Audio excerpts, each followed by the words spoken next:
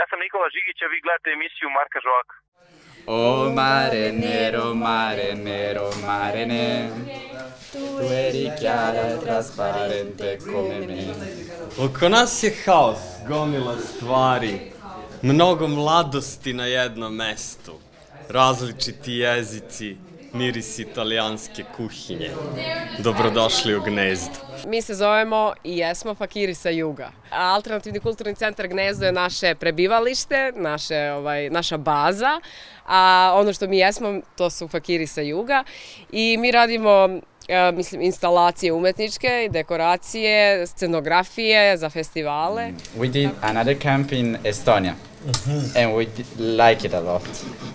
And we want to try another type of Europe, and we choose Balkans in the end, and we choose Serbia to experience Serbia, to see how Serbia is so near to Italy, but we see it's so different, totally different.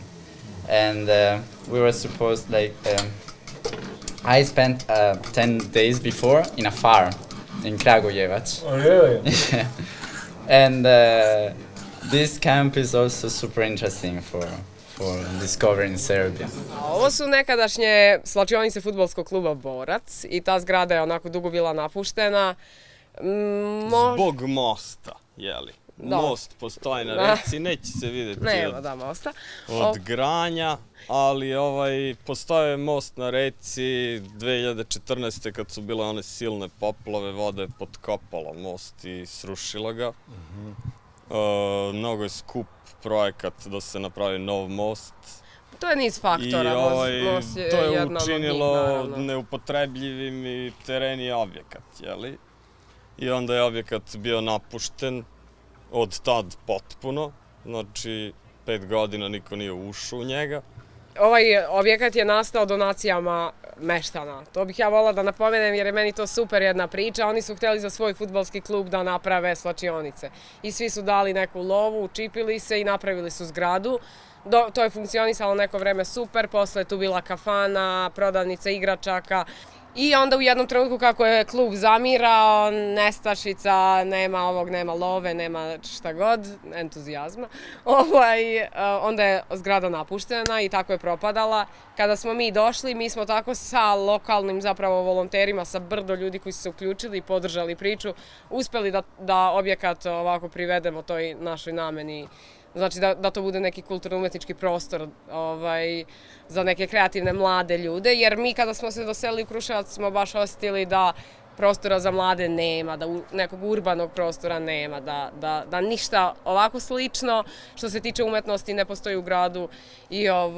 Tako da se na neki način vratio prostor u ruke građana, da kažem.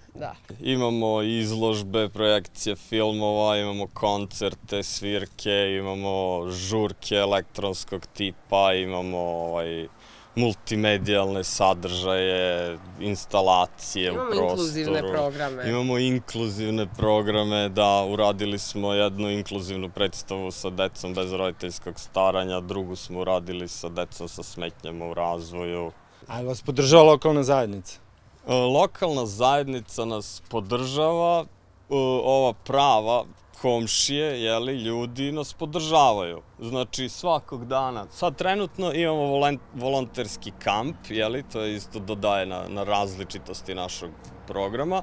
Here we are like peeling the walls. Like this, so this goes off and we can paint these walls. And we are making sketches what we want to paint on these walls. And this is kind of finished, so we can start painting it by tomorrow. Yeah. And what you gonna paint there? We are doing brainstorming right now. Like today. Yeah, we wanted to draw something that represents the unity of us, like different cultures, unity is unity. Odakle dolaze volonteri i šta rade ovde?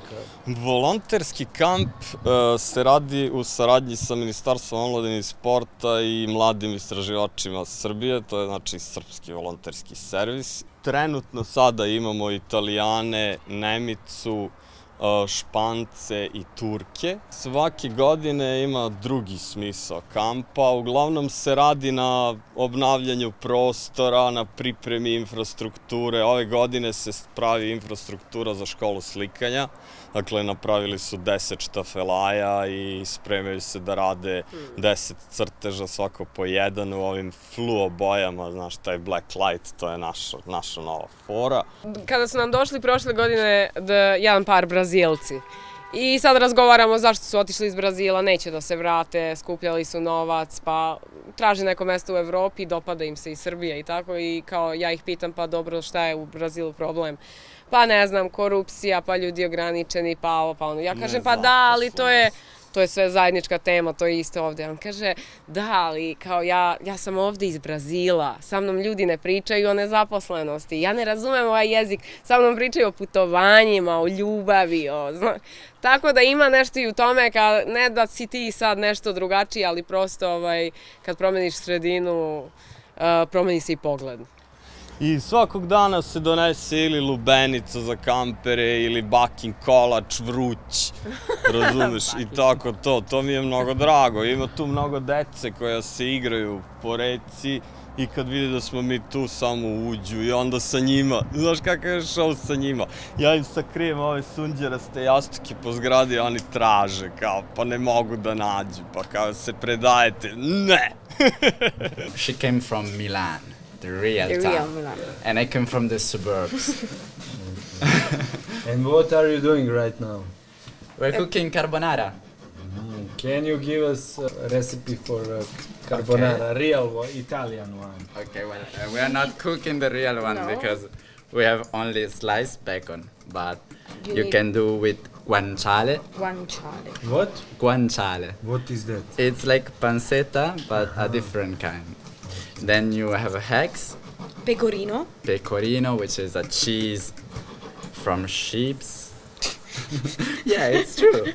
And, well, you cook the pasta, you cook the pancetta, okay? Then you put the pasta in the pancetta, and you put the eggs. But you mustn't cook the eggs. No. No. No. No, you go to hell if you... In Italy there is prison for this. Koliko je trajao proces da vi od ruine, od te zgrade koja je bila ruina, napravite gnezdo koje je funkcionalno? Pa sam proces fizički je trajao oko 3 meseca. Međutim, što se zakonskih obaveza tiče i potpisivanja ugovora kod notara i tako tih stvari, to je isto trajalo 3 meseca, iako je bilo potrebno samo 3 lista papira napisati. Za fasadu našu zadužen je kruševački street art umetnik Piros. Sve pohvale za Pirosa. 450 kvadrata murala za 10 dana. Hvala lepo. Domaći zadatak. I da daš samo neki savjet kad se dođe u Kruševac, gde da se ide na repove? Na repove se ide u Prerovo. Gde je Prerovo? Prerovo ti je kod gimnazije. Ne, to je Krle. Krle je za roštilj. Krle za roštilj. Da, Krle kida roštilj. A Prerovo... A Prerovo je preko puta gimnazije i tamo imaju te recepte malo ovako egzotičnije, samo ćemo da odemo posle na repove ako ćete. Ja sam Nikola Žigić, a vi gledate emisiju Marka Žovaka.